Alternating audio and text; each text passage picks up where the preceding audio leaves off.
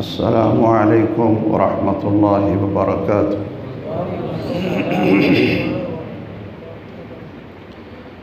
ان الحمد للہ نحمده ونستعینه ونستغفره ونعوذ باللہ من شرور انفسنا ومن سیئات اعمالنا من يهده الله فلا مضل له ومن يضلل فلا هادي له وأشهد أن لا إله إلا الله وحده لا شريك له وأشهد أن محمدًا عبده ورسوله صلى الله تعالى عليه وآله وسلم أما بعد فإن خير الحديث كتاب الله وخير الهدي هدي محمد صلى الله تعالى عليه وسلم وشر الأمور محدثاتها وكل محدثة بدعة وكل بدعة ضلالة وكل ضلالة في النار. يا أيها الذين آمنوا اتقوا الله حق تقاته ولا تموتن إلا وأنتم مسلمون. يا أيها الناس اتقوا ربكم الذي خلقكم من نفس واحدة وخلق منها زوجها وبث منهما رجالا كثيرا ونساء واتقوا الله الذي تساءلون به والأرحام إن الله كان عليكم رقيبا. يا أيها الذين آمنوا اتقوا الله وقولوا قولا سديدا يصلح لكم أعمالكم ويغفر لكم ذنوبكم ومن يطع الله ورسوله فقد فاز فوزا عظيما. اللهم صل على محمد وعلى آل محمد كما صليت على إبراهيم وعلى آل إبراهيم إنك حميد مجيد. اللهم بارك على محمد وعلى آل محمد كما باركت على إبراهيم وعلى آل إبراهيم إنك حميد مجيد. رب اشرح لي صدري ويسر لي أمري واحلل عقدة من لساني يفقه قولي. أعوذ بالله من الشيطان الرجيم. قل إن كنتم تحبون الله فاتبعوني يحببكم الله ويغفر لكم ذنوبكم والله غفور رحيم.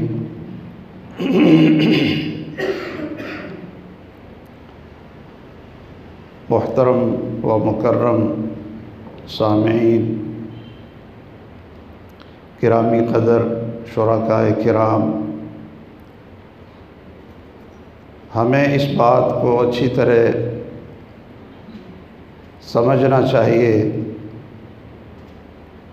کہ اللہ ذوالجلال کی پہچان، اللہ تعالیٰ کی معرفت،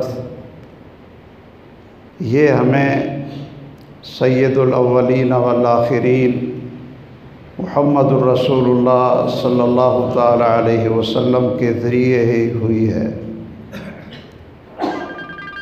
ان کی سب سے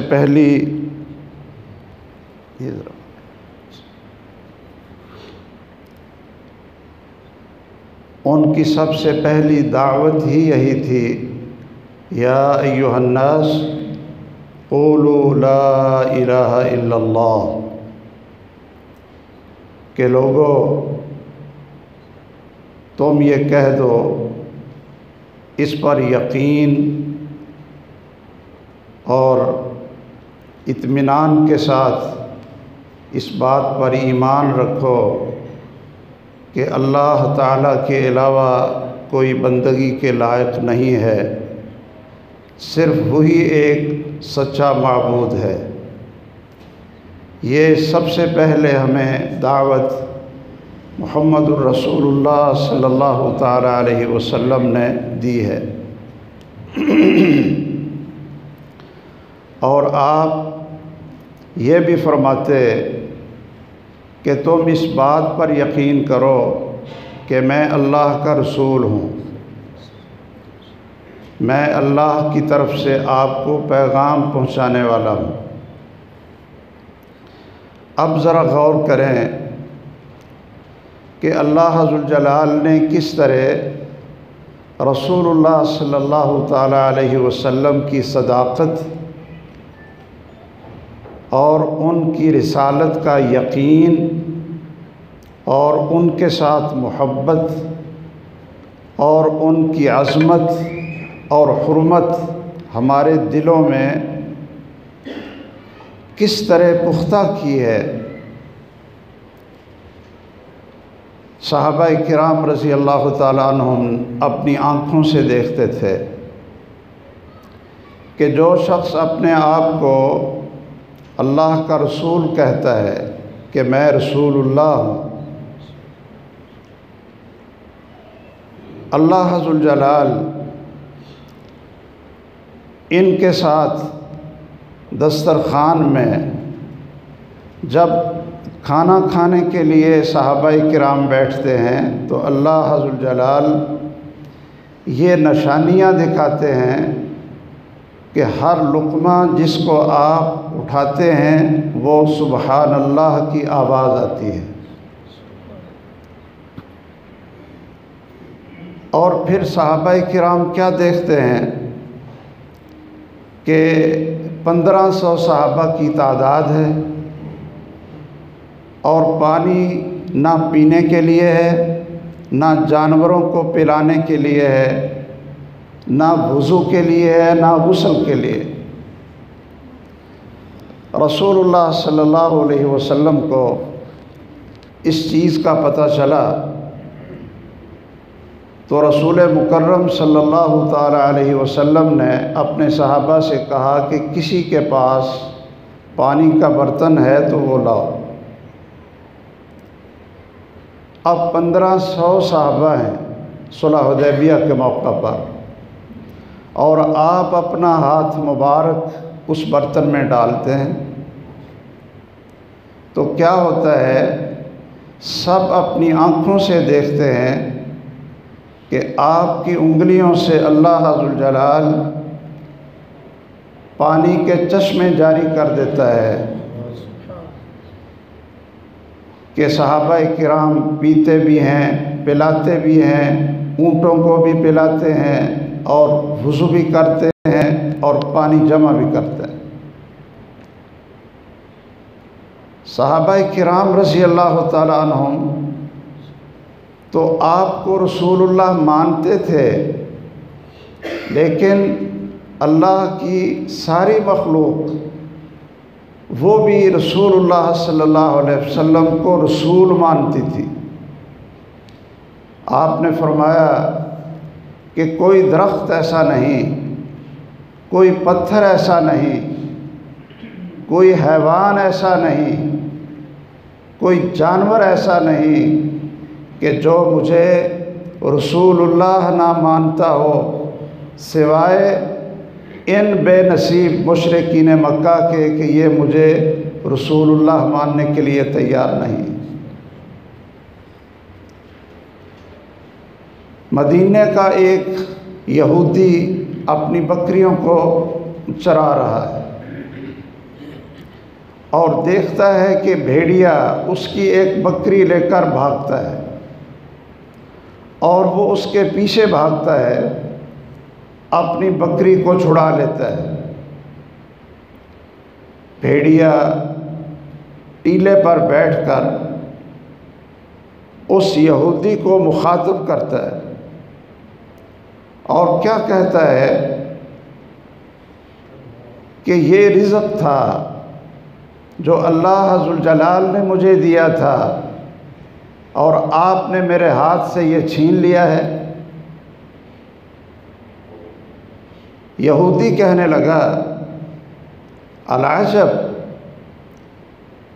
ان الذئب یتکلم، کہ بڑے تعجب کی بات ہے کہ بھیڑیا کلام کرتا ہے، بھیڑیا بولتا ہے، بڑے تعجب کی بات ہے۔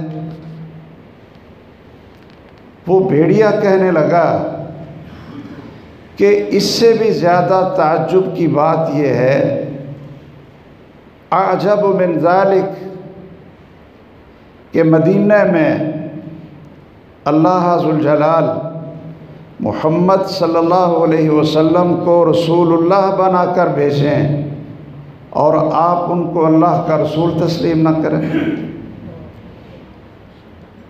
یہ اس سے بھی زیادہ تعجب کی بات ہے۔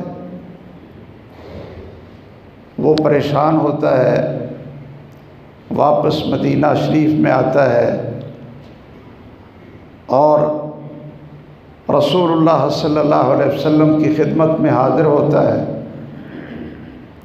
اور یہ واقعہ آپ کو سناتا ہے۔ تو آپ نے فرمایا کہ ہاں، مجھے تو جانور بھی رسول اللہ مانتے ہیں۔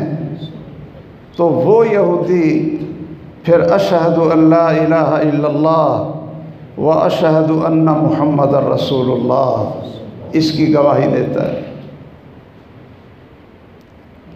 رسول اللہ صلی اللہ علیہ وسلم فرماتے ہیں کہ میں اس پتھر کو پہچانتا ہوں، عارف حجرا بمکہ، مکہ میں اس پتھر کو پہچانتا ہوں کہ میں جب اس کے پاس سے گزرتا تھا تو وہ مجھے سلام کہتا تھا۔ رسول اللہ صلی اللہ علیہ وسلم کے پاس ایک غیر مسلم یہودی آتا ہے اور کہتا ہے من یشہد من غیرک انک رسول اللہ،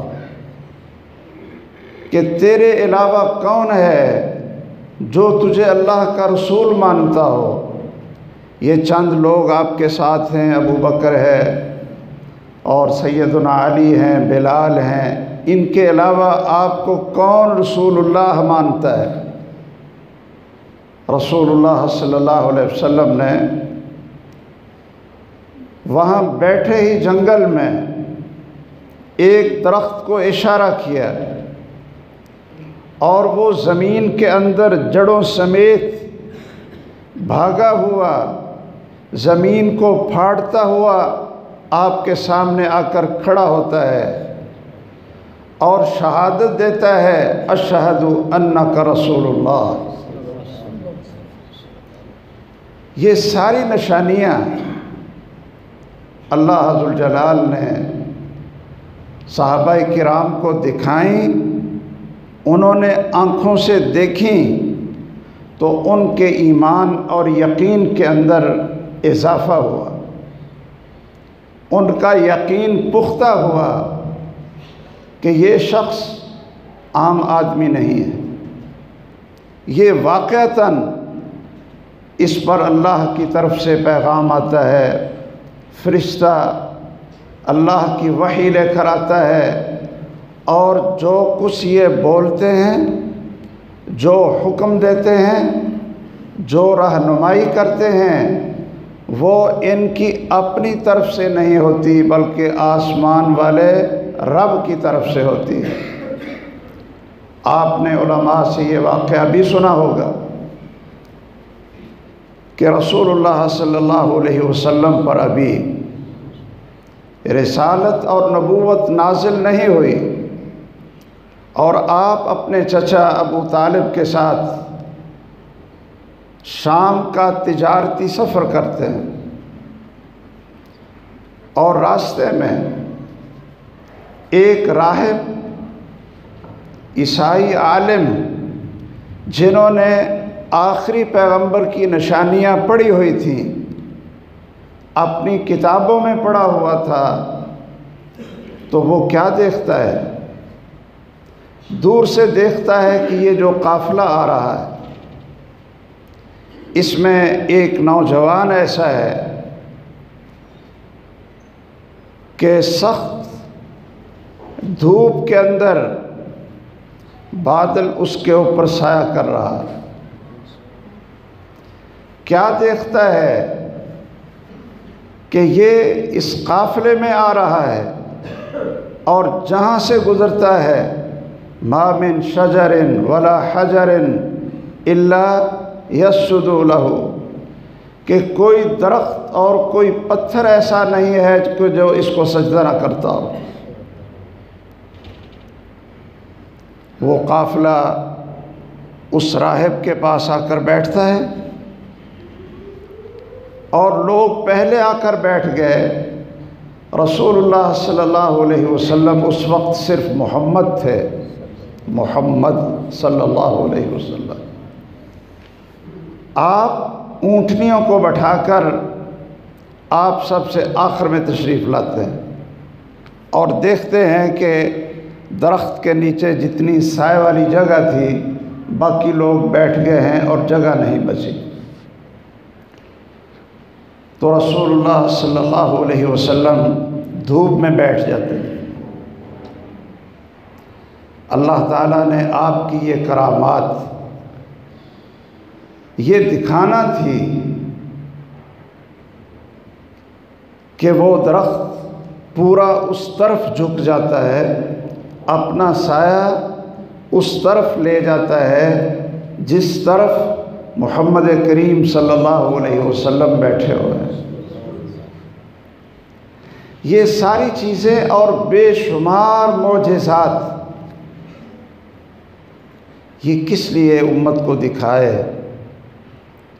یہ کس لیے دکھایا؟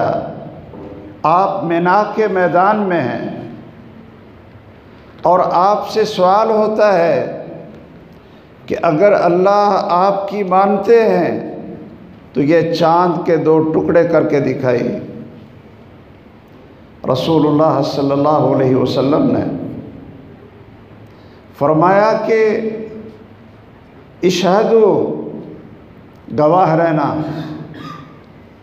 گواہ رہنا، اور دیکھو تو کیا دیکھا؟ فانفلق القمر فرقتین، چاند 2 ٹکڑوں میں ہوا، ایک دائیں طرف اور ایک بائیں طرف پہاڑ کے اوپر۔ آپ نے فرمایا اشہدو، گواہ رہو۔ رسول اللہ صلی اللہ علیہ وسلم کی یہ نشانیاں اور اللہ کی طرف سے آپ کو یہ کرامت اور عزت کس لیے؟ کہ تاکہ یہ امت اپنے اندر اتنا یقین پیدا کرے کہ جس طرح اشہد ان لا الہ الا اللہ، اللہ کے علاوہ کوئی بندگی کے لائق نہیں ہے، کوئی سچا معبود نہیں ہے، بالکل اسی طرح یقین ہے کہ محمد رسول اللہ صلی اللہ علیہ وسلم کہ محمد اللہ تعالیٰ کے رسول ہیں۔ اب اس یقین کے بعد اگر واقعتاً ہمیں یقین پیدا ہو جائے تو پھر اس یقین کے جو ثمرات اس انسان کی زندگی پہ آتے ہیں، جو رنگ یہ کلمہ شہادت پڑھنے والے کی زندگی پر چڑھتا ہے، اس کے اخلاق کیسے بن جاتے ہیں، اس کا نظریہ کیسے بن جاتا ہے، اس کے معاملات کیسے خوبصورت بن جاتے ہیں، اور اس کی عبادت کے اندر کیا رنگ چڑھتا ہے، اور اس کی زندگی میں مکمل انقلاب کیا آ جاتا ہے۔ اس کے لیے رسول اللہ صلی اللہ تعالیٰ علیہ وسلم کے صحابہ کرام کی زندگیاں کہ ساری کائنات سے بڑھ کر آپ سے محبت، آپ کی عزت، آپ کی حرمت، سب سے بڑھ کر آپ محبوب، اور پھر اس محبت کی علامت اور اس محبت کی صداقت وہ رسول اللہ صلی اللہ تعالیٰ علیہ وسلم کی اتباع اور آپ کی اطاعت ہے۔ انہی 2 چیزوں کا نام اسلام ہے، انہی دو چیزوں کا نام ایمان ہے، اور انہی دو چیزوں کا نام جنت کا راستہ ہے، اور انہی دو چیزوں کا نام وہ دنیا اور آخرت کی کامیابی اور سعادتیں ہیں۔ کیا کہ انسان ساری کائنات سے بڑھ کر رسول اللہ صلی اللہ علیہ وسلم کا محب ہو، اور پھر ساری کائنات سے بڑھ کر سب سے زیادہ رسول اللہ صلی اللہ علیہ وسلم کا متبع ہو۔ یہ محبت اور اطاعت، یہ دو چیزیں ایسی ہیں کہ جو لازم ملزوم ہیں۔ محبت کا سچا دعویٰ اس وقت تک سچا ہو نہیں سکتا جب تک اس کے ساتھ اتباع اور اطاعت نہ ہو، اور اتباع اور اطاعت دل سے، دل کی رضا اور دل کے یقین کے ساتھ اتباع اور اطاعت ہو نہیں سکتی جب تک دل سے محبت نہ ہو۔ آج میں یہ دو باتیں آپ حضرات کے سامنے گوش گزار کرنا چاہتا ہوں کہ ہمارے اندر یا تو محبت میں کمی ہے اور ہمیں یقین نہیں محمد الرسول اللہ صلی اللہ علیہ وسلم کی رسالت پر، اور اگر یقین ہے اور سب سے بڑھ کر محبت ہے تو پھر جس طرح آپ کی اتباع، آپ کی اطاعت اور آپ کی زندگی کو نمونہ بنا کر ہمیں اپنی زندگی کا رنگ بدلنا چاہیے تھا، پھر وہ چیز ہمیں نظر کیوں نہیں آ رہی ہے؟ تمام صحابہ کرام رضی اللہ تعالیٰ عنہ آپ سے اتنی محبت کرتے تھے، اتنی محبت کرتے تھے کہ آپ سے آ کر یہ پوچھتے تھے کہ وہ جنت کیا ہے جس کے اندر ہم آپ کے چہرہ انور کی زیارت نہ کر سکیں۔ ایک صحابی رسول اللہ صلی اللہ علیہ وسلم کے پاس آیا اور کہنے لگا کہ ہم تو چھوٹے درجے کے لوگ ہیں، گناہ گار ہیں، لیکن آپ تو نبیوں کے سردار ہیں، ہمیں اللہ ذوالجلال نے جنت عطا فرمائی تو وہ بھی کوئی نیچے مقام ہوگا اور نیچے والا مرتبہ ہوگا، اور آپ کا مرتبہ تو جنت میں سب سے اعلیٰ اور سب سے اونچا ہوگا، تو آپ سب سے اونچے مرتبے میں اور ہم نیچے مرتبے میں، تو جنت میں چلے بھی جائیں گے تو آپ کے چہرہ مبارک کو اور آپ کے چہرہ پر نور کو ہم دیکھ کیسے سکیں گے؟ ان کو کیا فکر لگی ہوئی ہے کہ جنت مل بھی گئی، لیکن اس جنت میں اگر محمد الرسول اللہ صلی اللہ علیہ وسلم کی زیارت نہ ہو، آپ کو ہم نے دیکھا نہ ہو، تو جنت کی نعمتوں کا وہ مزہ ہی نہیں ہوگا جو آپ کو دیکھ کر ہمیں لطف آتا ہے۔ صحابہ کرام رضی اللہ تعالیٰ عنہم اجمعین خود کہتے ہیں کہ جب ہمیں بھوک لگتی، پیاس ہمیں ستاتی، گھر میں دیکھتے کہ نہ کوئی چیز کھانے کے لیے ہے، نہ کوئی چیز پینے کے لیے ہے، اور شدت کی بھوک اور پیاس ہے، تو ہم اپنے دل کو ٹھنڈا کرنے کے لیے مسجد کی طرف آتے تھے، آپ کے گھر کی طرف آتے تھے، اور بس اپنی آنکھوں سے ایک نظارہ کر لیتے ہیں، ایک نظارہ کر لیتے تو بھوک اور پیاس بھی ختم ہو جاتی تھی۔ ایسی محبت، اور اس محبت کے اوپر پھر زندگی کا انقلاب، یہ دونوں چیزیں ایسے لازم ملزوم تھیں کہ محب بھی ہو اور پھر یہ 5 فٹ اور 6 فٹ کا قد کیا ہے، بلکہ خود اپنی جان کیا ہے، مال کیا ہے، دولت کیا ہے، اپنا گھر بار، تجارت، محلات کیا ہیں، اپنی جاگیریں کیا ہیں، اپنی اولاد، اور ہر چیز کو چھوڑ کر قربان کرنے کے لیے تیار تھے کہ ہمیں صرف ایک چیز مل جائے اور وہ محمد الرسول اللہ صلی اللہ علیہ وسلم کا ساتھ اور آپ کی رفاقت مل جائے۔ آج ہمارے ایمان میں کمی، آج ہمارے یقین میں کمزوری کہ رسول اللہ صلی اللہ علیہ وسلم کی زبان سے یہ قرآن کہاں سے آیا ہے، قرآن مجید، یہ قرآن کیا ہمارے پاس لکھی ہوئی کتاب آئی یا صحابہ کرام کے پاس آسمان سے لکھی ہوئی کتاب اترتی ہوئی انہوں نے دیکھی؟ نہیں، رسول اللہ صلی اللہ علیہ وسلم کی زبان مبارک سے یہ قرآن نکلتا تھا۔ آپ فرماتے تھے یہ قرآن ہے، یہ لکھ لو، صحابہ کو لکھا دیتے، اور آپ کی زبان مبارک سے قرآن کی تفسیر نکلتی،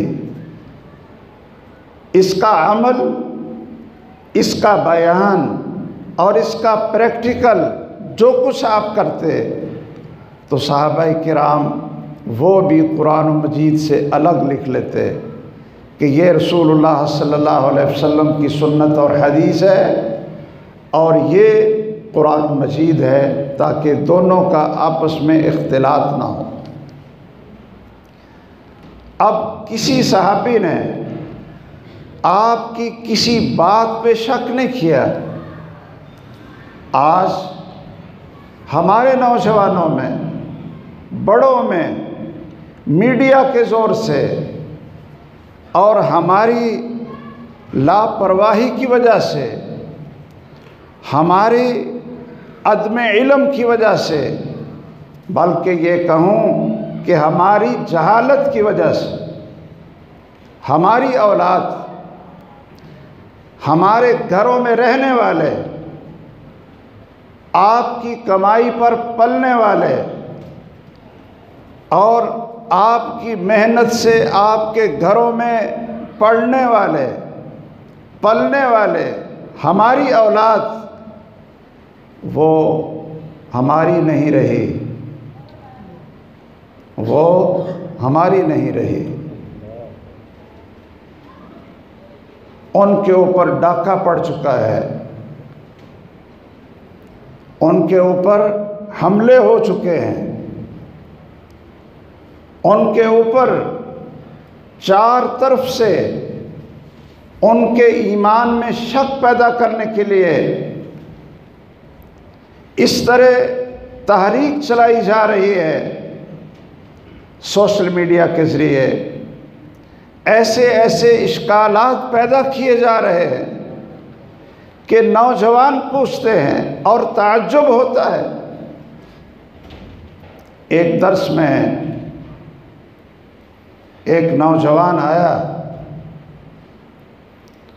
اور ساتھی کہنے لگے جی اس کے پاس کوئی سوال ہے تو آپ ذرا اس کو مطمئن کریں۔ میں نے کہا فرمائیں بھائی، پڑھا لکھا اور ماشاءاللہ دیکھنے سے لگتا تھا پڑھا لکھا ہے، کیا اشکال ہے؟ کہنے لگا جی ابھی رجب کا مہینہ گزرا، ہر مسجد سے ہم نے سنا، مسجدوں سے آواز آئی کہ رسول اللہ صلی اللہ علیہ وسلم کو معراج ہوا، آپ مکہ مکرمہ سے رات کے تھوڑے سے حصے میں ہی بیت المقدس جاتے ہیں اور وہاں سے اللہ عز الجلال 7 آسمانوں سے اوپر سدرۃ المنتہا سے اوپر تک آپ کو لے جاتے ہیں۔ اور میں نے مولویوں سے سنا کہ علماء یہ بیان کرتے ہیں کہ پہلے آسمان پر گئے تو دروازہ کھٹکھٹایا جبرائیل امین علیہ السلام نے، پوچھا گیا کون ہے؟ جبرائیل ہوں۔ آپ کے ساتھ کون ہے؟ میرے ساتھ محمد ہے صلی اللہ علیہ وسلم۔ حل ارسل الیہ، کیا اس کو بھی پیغام بھیجا گیا ہے کہ یہ آپ کے ساتھ آئے؟ جبرائیل امین نے کہا ہاں پیغام بھیجا گیا ہے۔ تو فرشتہ نے دروازہ کھول دیا کہ آئیے۔ اسی طرح آپ ساتوں آسمانوں سے اوپر، آپ کو انبیاء علیہ السلام کا دیدار بھی ہوتا ہے اور وہ آپ کو مرحبا بھی کہتے ہیں۔ اب اس نوجوان کا سوال سنی، وہ کہتا ہے کہ جی جو میں نے پڑھا، جو میں نے ریسرچ کی، وہ تو یہ ہے کہ آسمانوں کے دروازے یہ ہو ہی نہیں سکتے۔ اگر آسمانوں کے دروازے ہوں تو آسمان تو قائم ہی نہیں رہتا، آسمان کے تو دروازے کو نہیں۔ اور رجب میں نے جس مولوی کا تقریر اور خطبہ سنا ہے وہ کہتے ہیں جی پہلے آسمان کے دروازے بھی تھے، دوسرے کے دروازے بھی کھول کر تیسرے دروازے آسمان کے دروازے کھلے، اور اس طرح وہ تو دروازے کھول رہے، آسمان کے تو دروازے کھول۔ میں نے پوچھا، میں نے کہا بیٹا جی یہ بتاؤ کہ آسمان آپ نے بنایا ہے، آپ نے آسمان بنایا اور آپ نے اس کے دروازے نہیں رکھے، اس طرح آپ کو یقین ہے کہ آسمان کے تو دروازے کو نہیں؟ کہتا نہیں جی نہیں ایسی بات تو نہیں ہے۔ میں نے کہا آسمان کس نے بنایا؟ یہ اللہ نے بنایا۔ تو میں نے کہا جب اللہ نے آسمان بنائے، اور اللہ قرآن میں بھی کہتے ہیں اور رسول اللہ صلی اللہ علیہ وسلم کی زبان مبارک سے نکلی ہوئی احادیث میں بھی کہ آسمان کے دروازے ہیں، قرآن بھی کہتا ہے دروازے ہیں، اور رسول اللہ بھی کہتے ہیں دروازے ہیں۔ جس شخص نے اپنی آنکھوں سے جا کر دیکھے دروازے، اور اس کائنات میں سب سے سچا ترین شخص ہے محمد الرسول اللہ صلی اللہ علیہ وسلم، وہ بھی کہتے ہیں کہ دروازے میں آنکھوں سے دیکھ کر آیا ہوں، تو آسمان بنانے والا بھی کہتا ہے کہ میں نے دروازے بنائے ہیں۔ تو اب آپ یا تو یہ کہیں کہ اللہ بھی جھوٹ بولتا ہے اور نبی جو دیکھ کر آیا ہے وہ بھی جھوٹ بولتا ہے۔ میری ریسرچ اور تحقیق سوشل میڈیا پر یہ ہے کہ آسمان کے دروازے ہو ہی نہیں سکتے۔ میرے بھائیوں، یہ ہماری اولاد، ہمارے نوجوان یہ کیسے اغوا ہو رہے؟ پالتے ہم ہیں، پالتے آپ ہیں، اور جب ان کو تھوڑی سی عقل آتی ہے، تھوڑا سا شعور آتا ہے، تو کہتے ہیں یہ میرے ماں اور باپ کو تو کوئی پتہ ہی نہیں تھا، یہ تو پتہ نہیں کس زمانے کے لوگ تھے، یہ تو کوئی دقیانوسی لوگ تھے، پرانی باتیں کرتے تھے۔ یہ اغوا ہو چکے میرے اور آپ کے گھروں کے بچے، ان کے اندر رسول اللہ صلی اللہ علیہ وسلم کی زبان سے نکلی ہوئی باتوں پر یقین کمزور ہو رہا ہے، اور قرآن کا معنی، قرآن کا مفہوم وہ اپنی عقل سے کرتے ہیں، اپنی عقل سے، اپنی عقل سے کرتے ہیں۔ کہتے ہیں حدیث کا کیا اعتبار ہے، سنت کا کیا اعتبار ہے، صحیح بخاری میں لکھی ہوئی احادیث کا کیا اعتبار ہے؟ وہ تو ایک انسانوں نے ان کو ترتیب دیا، ہم نے تو اپنی عقل سے سوچنا اور دیکھنا ہے کہ ٹھیک ہے قرآن اللہ کا کلام ہے، لیکن اس کی تفسیر، اس کا معنی، اس کا پریکٹیکل عمل وہ تو ہم نے خود دیکھنا۔ ہمارے اس معاشرے میں پہلے پرویز کو صرف کہتے تھے کہ یہ منکر حدیث ہے، پرویز کو منکر حدیث کہتے تھے، لیکن اب تو اور کئی ناموں سے منکر حدیث پیدا ہو چکے۔ اور یاد رکھیے، جو شخص منکر حدیث ہوتا ہے وہ منکر رسالت ہوتا ہے، اور وہ منکر قرآن بھی ہوتا ہے۔ اس لیے کہ رسول اللہ صلی اللہ تعالیٰ علیہ وسلم، جب ہم نے ان کو رسول اللہ مان لیا ہے تو پھر تو ان کی زبان سے قرآن نکلے۔ یہ قرآن کہاں سے آیا؟ ہم نے مان لیا کہ یہ قرآن ہے۔ انہوں نے جو کچھ فرمایا اس کے متعلق بھی جب تک ہمارے دلوں میں یقین پیدا نہ ہو۔ عبداللہ ابن عمرو بن عاص رضی اللہ تعالیٰ عنہ رسول اللہ صلی اللہ علیہ وسلم کی ساری باتیں لکھ لیا کرتے تھے۔ آپ کے صحابی ہیں، ہر بات جو آپ کی زبان مبارک سے نکلتی تو آپ لکھ لیتے تھے۔ لوگوں نے کہا کہ رسول اللہ یتکلم فی الغضب والرضا، آپ کبھی خوشی میں ہوتے ہیں، کبھی غصے میں ہوتے ہیں، تو ہر بات لکھ لیتا ہے۔ تو انہوں نے رسول اللہ صلی اللہ علیہ وسلم کی طرف گئے اور پوچھا کہ میں تو آپ کی ہر بات لکھتا ہوں، اور یہ لوگ کہتے ہیں جی آپ کبھی خوشی میں ہوتے ہیں، آخر انسان ہیں، کبھی غصے میں ہوتے ہیں، تو آپ ہر بات لکھتے ہو، کوئی غصے والی بات بھی لکھ لیتے ہو۔ رسول اللہ صلی اللہ علیہ وسلم نے فرمایا، کاش ہمارے نوجوانوں کو یقین آ جائے،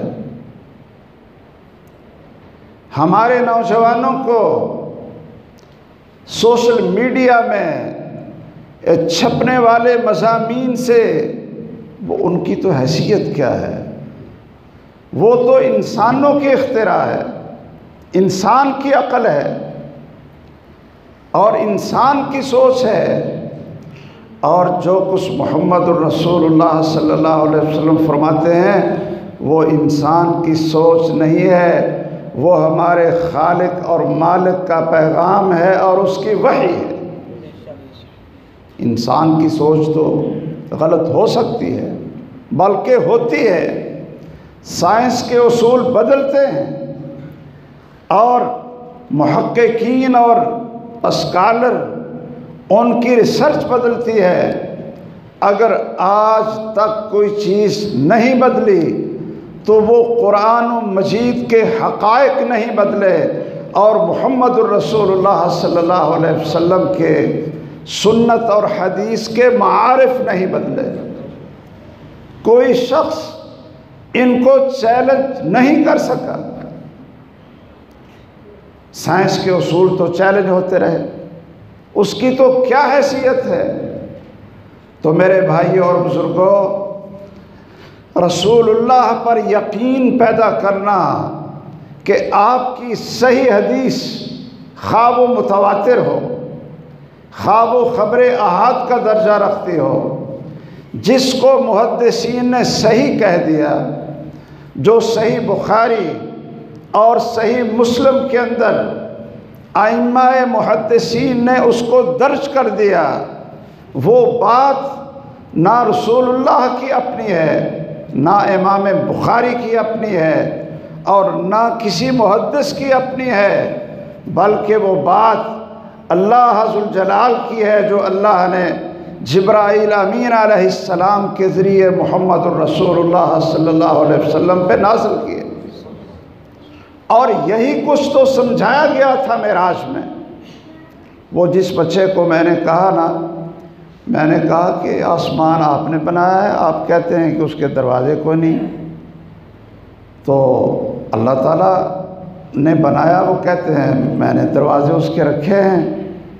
رسول اللہ صلی اللہ علیہ وسلم سب سے سچی شخصیت ہیں، رسول ہیں، وہ کہتے ہیں میں دروازے دیکھ کر آیا ہوں۔ تو کہتے ہیں جی مجھے سمجھ آ گئی ہے، مجھے سمجھ آ گئی۔ معراج کے واقعے نے یہی تو سمجھایا تھا۔ کیا سمجھایا تھا؟ کہ سیدنا ابو بکر رضی اللہ تعالیٰ عنہ کے پاس جب کفار مکہ جاتے ہیں کہ اگر کوئی شخص یہ کہے، کوئی بندہ کہے کہ میں رات کے تھوڑے حصے میں بیت المقدس بھی گیا اور ساتوں آسمانوں سے اوپر جنت اور جہنم کی نشانیاں دیکھ کر صبح صبح پھر کہاں؟ مکہ میں، تو کیا ایسا ہو سکتا ہے؟ تو سیدنا ابو بکر رضی اللہ تعالیٰ عنہ نے کیا کہا تھا کہ نہیں، ایسا نہیں ہو سکتا۔ یہ عقل تھی، یہ کیا تھی؟ عقل تھی کہ 40 دن لگتے ہیں شام جانے کے لیے، اور یہ رات کے تھوڑے سے حصے میں ہی صبح یہاں پہنچے ہوئے ہیں، سارا کچھ دیکھ کر یہاں پہنچے ہوئے ہیں۔ اب یہ عقل ہے، کہنے لگے اگر کوئی شخص ایسا کہتا ہے تو غلط بیانی کرتا۔ اب ایمان کی باری، اشہد ان لا الہ الا اللہ واشہد ان محمدا عبدہ ورسولہ، اب اس کی باری آئی۔ کہا کہ آپ کے دوست وہ دل میں تو بڑے خوش ہو رہے تھے نا کہ آج تو ابو بکر کو ہم یعنی پھنسا لیں گے نا، دل میں بڑے خوش ہیں۔ کہا کہ آپ کے دوست، آپ کے خلیل محمد صلی اللہ تعالیٰ علیہ وسلم یہ کہہ رہے ہیں تو اب ایمان آ گیا۔ انہوں نے کیا کہا تھا؟ کہا تھا ہاں اگر وہ کہتے ہیں تو پھر صحیح ہے۔ یہ کیا فرق ہے؟ اگر وہ کہتے ہیں تو پھر صحیح ہے، میں تو ان کی اس بات کو بھی مان لیتا ہوں کہ چند لمحات کے اندر ساتوں آسمانوں سے اوپر، عرش سے اوپر اللہ ذوالجلال کی طرف سے پیغام ان کے اوپر نازل ہوتا ہے، فرشتہ وحی لے کر آتا ہے۔ میں تو اس کی بھی تصدیق کرتا ہوں، یہ اسراء اور معراج کی تصدیق کیوں نہیں کروں گا؟ یعنی جس نے آپ کو رسول اللہ مان لیا ہے اس نے پھر آپ کی ہر بات کو تسلیم بھی کرنا ہے اور یقین بھی کرنا ہے۔ اگر یہ یقین ہمارے اندر پیدا ہو اور اس یقین کے ساتھ رسول اللہ صلی اللہ علیہ وسلم کی محبت پیدا ہو جائے کہ ایسی ہستی اس کائنات میں اس کی کوئی مثال نہیں ہے، کوئی نظیر نہیں ہے، اور یہ سودا سستا ہوگا اگر ہم اپنی جان بھی، مال بھی، ہر چیز کو قربان کر کے محمد الرسول اللہ صلی اللہ علیہ وسلم کی محبت، آپ کی رفاقت، آپ کے نام پر قربان ہو جائیں تو یہ سودا کوئی مہنگا نہیں ہے۔ لیکن یاد رکھیے یہ یقین اس وقت پیدا ہوتا ہے اگر میں اور آپ چاہتے ہیں اپنی اولادوں کو اغوا ہونے سے بچائیں، ہماری اولاد ہماری ہو اور فرما بردار ہو، تابع دار ہو، مسلم ہو، مسلمان ہو، اور اس کا یقین بھی اسی طرح رسول اللہ پر ہو صلی اللہ علیہ وسلم جس طرح آپ لوگوں کا اور صحابہ کرام کا یقین تھا، تو پھر یاد رکھیے کہ ہمیں اپنی اولادوں کو قرآن کے ساتھ جوڑنا ہے اور رسول اللہ صلی اللہ علیہ وسلم کے ساتھ جوڑنا ہے۔ آپ کی سیرت، آپ کی حدیث، آپ کی سنت وہ ہم ان کو پڑھائیں اور اس کی عملی شکل خود ان کے سامنے اپنے گھروں میں پیش کریں۔ باہر سے تو یہ شکل نہیں ملے گی، آپ یہ سنتے رہتے ہیں کہ ہمارا حال کیا ہے کہ کسی ٹیچر نے اپنے چھوٹی کلاس کے بچوں کو کہا کہ ہم لائبریری بنانا چاہتے ہیں، یا آپ نے بھی پڑھا ہوگا کہ ہم اسکول میں لائبریری بنانا چاہتے ہیں۔ تو آپ ایسا کریں کہ گھر میں جو آپ کے گھر میں کوئی کتاب پڑھی ہے جس کو کوئی نہ پڑھتا ہو، جس کو کوئی نہ اٹھاتا ہو، تو وہ کتاب جو آپ کے ہاں بالکل پڑھی نہیں جاتی اور آپ کے والدین بھی نہیں کھولتے، آپ نے بھی کبھی نہیں پڑھی ہے، تو وہ کتابیں وہ ساری آپ ہمیں دے دیں، ہم یہاں لائبریری بنانا چاہتے ہیں۔ تو اگلے دن کیا ہوا کہ بچے اپنے گھروں سے کیا اٹھا کر لائے؟ ڈائجسٹ نہیں لائے تھے، کوئی ڈائجسٹ نہیں لائے تھے، وہ تو پڑھتے ہیں نا، کوئی قصے کہانیاں نہیں لائے، کیا اٹھا کر لائے؟ قرآن مجید اٹھا کر لے آئے کہ یہ ہمارے گھروں میں پڑا رہتا ہے اور 11 مہینے یہ اس کو کوئی کھولتا نہیں۔ ہم اپنی اولادوں کو قرآن سے جوڑیں، اور قرآن اور رسول اللہ صلی اللہ علیہ وسلم کی حدیث، میرے بھائیوں یہ قرآن اور رسول یہ لازم ملزوم ہے۔ اگر کوئی شخص رسول کو چھوڑ کر قرآن کو خود سمجھنے کی کوشش کرے گا تو وہ گمراہ ہو جائے گا۔ اقیم الصلاۃ پڑھے گا تو کیا پڑھے گا؟ آتوا الزکوٰۃ پڑھے گا تو وہ پرویز کی طرح آتوا الزکوٰۃ کیا ہے کہ اپنے دل کو صاف کر لو، اپنے دل کو صاف کرو۔ اقیم الصلاۃ کا معنی کیا ہے کہ ناچ اور رقص کی مجلسیں قائم کرو، رقص کی مجلسیں قائم کرو۔ یہ تو ہم نے پوچھنا ہے کہ یہ قرآن جس پر نازل ہوا تھا انہوں نے اس کا بیان کیا امت کو سکھایا ہے؟ میں یہ عرض کروں گا، اگر ہم اپنے آپ کو، اپنے بچوں کو اپنے بچے رکھنا چاہتے ہیں اور ان کو اغوا ہونے سے بچانا چاہتے ہیں، ٹھیک ہے، ہم یہ پابندی تو بڑی مشکل ہے کہ ہم کہیں جی آپ موبائل نہ رکھیں، آپ وہ جو ٹچ کرتے ہیں وہ نہ رکھیں، ایسا نہ کریں، ایسی پابندی شاید کوئی گھر قبول کر لیتا ہو، شاید ہمارے اپنے بچے قبول نہیں کرتے، لیکن ہم کم از کم ان کو قرآن کے ساتھ تو جوڑے نا۔ بیٹا ٹھیک ہے ہم آپ کو موبائل لے دیتے ہیں، لیکن قرآن کا ترجمہ بھی آپ نے پڑھنا ہے، یہ صحیح بخاری کا ہر روز 2 صفحے بھی آپ نے پڑھنے ہیں۔ یہ کیا ہو کہ دنیا کے سارے علم آتے ہوں اور اس کو نماز پڑھنی نہ آتی؟ وہ ہمارا بیٹا کیسے ہے کہ جس کو ہم نے پوری زندگی اپنی دولت اور وقت، اپنی محنت لگا کر اس کو جوان کیا، اور جب ہم بوڑھے ہو کر موت کی آگوش میں چلے گئے اور وہ ہمارے جنازے میں کھڑا ہے اور اس کو یہ پتہ نہیں ہے کہ میں نے جنازے میں اپنے ابو کے لیے دعا کون سی پڑھنی؟ کیا وہ ہمارا بیٹا ہے؟ ہمارا نہیں رہا۔ ہمارے کتنے بھائی ہیں بڑے جنہوں نے کبھی اپنی اولاد سے پوچھا ہو کہ بیٹا میں اگر مر جاؤں، بھئی مرنا تو ہے نا، مرنا تو ہے نا، اللہ ہمیں ایمان پر موت دے۔ بیٹا میں اگر آپ کی زندگی میں فوت ہو جاؤں، آپ کو ڈاکٹر بنایا، انجینئر بنایا، آپ کو تاجر بنایا، آپ کو MBA کروایا، آپ کو انگلش یہ زبان سکھائی، آپ کو دنیا کے علوم پڑھا دیے اور ساری سہولتیں دے دی، تو بیٹا میں فوت ہو جاؤں تو میرے جنازے پہ کھڑے ہو کر جو پڑھو گے وہ ذرا مجھے تو سنا دو۔ کتنے لوگ ہیں؟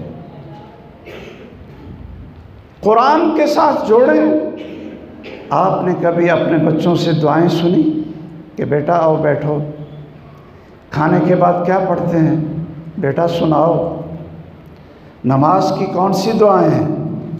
بیٹا نماز پڑھ کر دکھاؤ، کیسے نماز پڑھتے ہو؟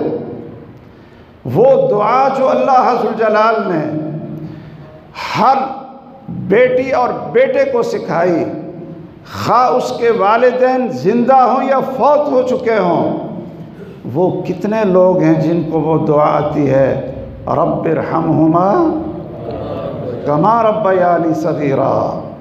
یہ اللہ نے یہ دعا خود سکھائی ہے۔ اس سے کیا پتہ چلا کہ اس سے بہتر والدین کے لیے اور کوئی دعا ہو نہیں سکتی، اس لیے کہ اللہ عز و جلال نے اپنی بندگی اور اپنی عبادت سکھانے اور حکم دینے کے بعد کہا کہ اپنے ماں باپ کو نہ بھولنا، اور زندہ ہوں فوت ہو چکے ہوں یہ دعا پڑھتے رہو، رب ارحمہما کما ربیانی صغیرا۔ ہم تو بچوں سے پوچھتے ہیں کہ بڑوں سے پوچھتے ہیں کہ آپ نماز پڑھتے ہیں، آخری تشہد میں بیٹھتے ہیں، آپ تشہد پڑھتے ہیں، درود شریف پڑھتے ہیں، اور اس کے بعد کون سی دعا پڑھتے ہو؟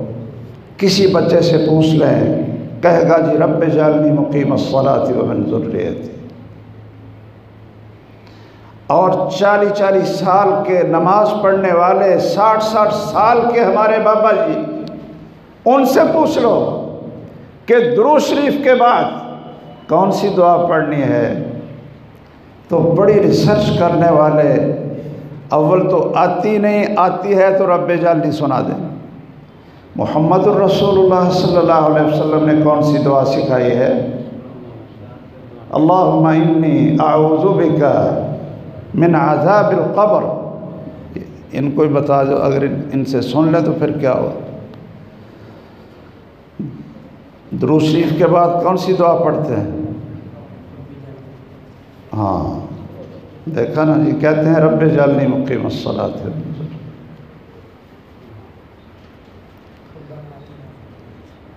یہ دونوں ہی غلط ہیں، اور ذرا بیدار ہو کر بتائیں۔ رسول اللہ صلی اللہ علیہ وسلم نے فرمایا، اذا فرغ احدکم من التشہد الاخیر، جب تم آخری تشہد پڑھ کر فارغ ہو، فلیستعذ باللہ من اربع، پہلے 4 چیزوں سے پناہ مانگو۔ اللہم انی اعوذ بک من عذاب القبر واعوذ بک من عذاب جہنم، یہ 4 چیزوں سے پناہ مانگو۔ ثم لیتخیر من الدعاء اعجبہ الیہ، پھر اس کے بعد جو آپ کو دعا پسند ہے وہ آپ پڑھ لو، لیکن ان 4 چیزوں سے پناہ مانگنے کے بعد ہمیں تو نماز نہ آ سکی، بلکہ میں آخری بات کر کے اپنی بات ختم کرتا ہوں، صرف ایک جھنجھوڑنے کے لیے کہ ہمارا تو رسول اللہ صلی اللہ علیہ وسلم کے ساتھ محبت تو بہت ہے، بڑی محبت، اتنی محبت ہے کہ سامنے سینہ تان کر لبیک کہتے ہوئے سامنے گولیاں کھائیں۔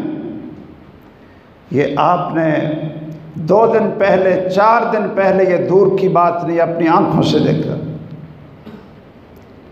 اور مقصد کیا تھا کہ ہمیں رسول اللہ صلی اللہ علیہ وسلم کی محبت مل جائے۔ میں اب اس بحث میں نہیں پڑھتا کہ یہ طریقہ کار کیا تھا اور ہونا تھا، نہیں ہونا چاہیے تھا، یا کیا ہونا چاہیے تھا، نہ میرا اس وقت یہ موضوع ہے۔ میں صرف یہ آپ سے عرض کرتا ہوں کہ جذبات مسلمانوں کے دیکھیے، جذبات مسلمانوں کے دیکھیے۔ بابری مسجد کو گرایا گیا، اور ہمارے شہروں میں کیا ہوا تھا؟ ہندوؤں کی املاک کو جلایا گیا۔ مندر گلی ہمارے فیصل آباد میں، وہاں ایک مندر تھا، اس کو آگ لگا دی گئی، اور سارا دن سڑکوں پر احتجاج کیا گیا، اور جب اذان ہوئی تو اس جلوس سے مسجد میں نماز پڑھنے کوئی نہ آئے۔ میرے بھائیوں، محب بھی بنو اور ساتھ متبع بنو۔ اکیلی محبت جھوٹی ہے جب تک اس کے ساتھ اتباع نہ ہو۔ میں حدیث ایک آخر میں سنا کر بات ختم کرتا ہوں، اور یہ ناراض نہ ہونا صرف آئینہ دکھانے کے لیے اور ہمارے جو نمازی ہیں ان کے لیے۔ ظاہر ہے کہ جو یہاں بیٹھے ہیں سارے نماز پڑھنے والے بیٹھے ہیں۔ آپ کو پتہ ہے کہ شیطان کا سب سے زیادہ زور کس بات پر ہوتا ہے؟ اس بات پر ہوتا ہے کہ میاں اور بیوی کو لڑائیں آپس میں۔ اس بات پر ہوتا ہے کہ جو اولاد پیدا ہوئی اس کے اوپر کیسے قبضہ کرتا ہے شیطان، کیسے قبضہ کرتا ہے شیطان، اور ہم نے اپنی اولاد کو شیطان کے پھندے سے کیسے بچانا ہے۔ رسول اللہ صلی اللہ علیہ وسلم نے فرمایا، صحیح بخاری کی حدیث ہے، یہ اگر آئندہ سال درس ہوا تو شاید میں آپ سے سنوں تاکہ اب آپ یاد کر لیں۔ کیوں جی؟ یہ ذرا سیدھے ہو کر بیٹھے تاکہ آپ کو یاد آ جائے۔ رسول اللہ صلی اللہ علیہ وسلم نے فرمایا، لو ان احدکم اذا اتی اہلہ ان یقول بسم اللہ اللہم جنبنا الشیطان وجنب الشیطان ما رزقتنا۔ کاش، یہ صحیح بخاری کی حدیث ہے، صحیح بخاری کی حدیث ہے، آپ کا فرمان ہے کہ کاش کہ تم لوگ جب اپنی بیوی کے پاس جاتے ہو خلوت کے لیے تو یہ پڑھ لیا کرو، بسم اللہ اللہم جنبنا الشیطان وجنب الشیطان ما رزقتنا۔ صرف اتنی دعا پڑھ لو بسم اللہ کے ساتھ آگے والے الفاظ، فَإِن قُدِّرَ بَيْنَهُمَا وَلَدٍ، اگر تمہاری اس خلوت میں، میاں اور بیوی کے اس اکٹھ میں اللہ ذوالجلال نے بیٹی یا بیٹا عطا کر دیا، بیٹی یا بیٹا عطا کر دیا، لم یضرہ الشیطان ابدا، پوری زندگی شیطان اس کو کوئی تکلیف اور نقصان نہیں پہنچا سکے گا۔ سبحان اللہ۔ اب ماشاءاللہ 60 سال کے بابے ہیں، 80 سال کے، اور 8 بچے بھی جم لیے ہیں، 4 اولادیں بھی ہم نے پیدا کر لی، لیکن کون ہے جس کو یہ دعا آتی ہے؟ کوئی مجھے بتائے کہ مجھے یہ دعا آتی ہے اور میری جو بھی اولاد پیدا ہوئی اس دعا کی برکت سے پیدا ہوئی، اور وہ اولاد پھر ملحد اور بے دین نہیں بنے گی، شیطان اس پر غالب نہیں آئے گا، بلکہ وہ اولاد آپ کی رہے گی اور نیکی پر ایمان کے اوپر زندہ رہے گی۔ ہم کہتے ہیں جی یہ باتیں کرتے تو ویسے ہی شرم آتی ہے، شرم آتی ہے۔ ایک نوجوان تھا، اس کو بڑا شوق تھا، کہتا تھا جی میں نے نکاح آپ صاحب سے پڑھانا ہے۔ وہ میرے درسوں میں بڑا آ کر بیٹھتا، کہتا جی نکاح میں نے آپ صاحب سے پڑھانا ہے۔ تو آخر وہ وقت آ ہی گیا، تو میں نے کہا ٹھیک ہے آپ مجھے ٹائم بتائیں، چلا گیا۔ تو میں نے اس کو اپنے پاس بلا کر میں نے اس کے کان میں پوچھا کہ اللہ کے بندے آپ نے ہمارے اتنے درس سنے اور شوق بڑا ہے کہ میں نے نکاح آپ سب سے پڑھانا ہے، تو میں نے کان میں پوچھا کہ بتاؤ ابھی آپ کا نکاح ہو جائے گا انشاءاللہ، ابھی رخصتی ہو جائے گی، رات کو خلوت ہوگی تو کیا دعا پڑھو گے؟ کہتا جی وہ تو مجھے یاد ہی نہیں۔ تو میں نے کہا پہلے یاد کرو پھر نکاح پڑھاتا ہوں۔ جانوروں والی زندگی کہ جب دل چاہا تو اپنی چاہت پوری کی، اور یہ نہ دیکھا کہ محمد الرسول اللہ صلی اللہ علیہ وسلم کی تعلیم کیا ہے۔ اگر کوئی شخص کھانا کھاتا ہے بسم اللہ نہ پڑھے تو شیطان ساتھ شامل ہوتا ہے یا نہیں؟ کیوں جی؟ اگر کوئی پانی پیے بسم اللہ نہ پڑھے شیطان ساتھ شامل ہوتا ہے یا نہیں؟ اگر اس خلوت کے وقت بسم اللہ نہیں پڑھیں گے تو شیطان آپ کے ساتھ شریک ہوگا، اور جو پھر اولاد پیدا ہوگی وہ پھر شیطان کے غلبے میں آ کر رہے گی، وہ خالص اللہ کی بندگی میں اللہ کی توحید پر اور نیکی پر قائم نہیں رہے گی۔ اس لیے اس دعا کو بھی یاد کر لو، آئندہ سال اگر موقع ملا تو سنوں گا۔ میری اللہ سے دعا ہے کہ اللہ ذوالجلال ہمیں اپنے ایمان کی حفاظت کی توفیق دے، اور اپنی اولادوں کو اغوا ہونے سے بچانے کی اللہ ہمیں توفیق دے۔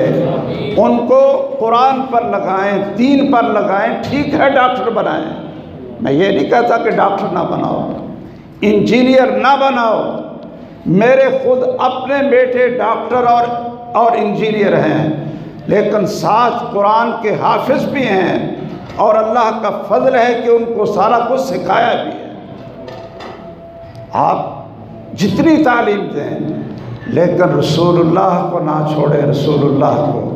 اللہ ہمارے دلوں میں دین پر، ایمان پر اور رسول اللہ صلی اللہ علیہ وسلم پر یقین پیدا فرمائے۔ ہماری اولادیں ہمارے تابع فرمان بنیں، نیک بنیں، ہمارے لیے ہم دنیا سے چلے جائیں تو ہمارے لیے دعائیں کریں۔ آمین وآخر دعوانا الحمد للہ رب العالمین۔ سبحانک اللہم و بحمدک، اشہد ان لا الہ الا انت، استغفرک و اتوب الیک۔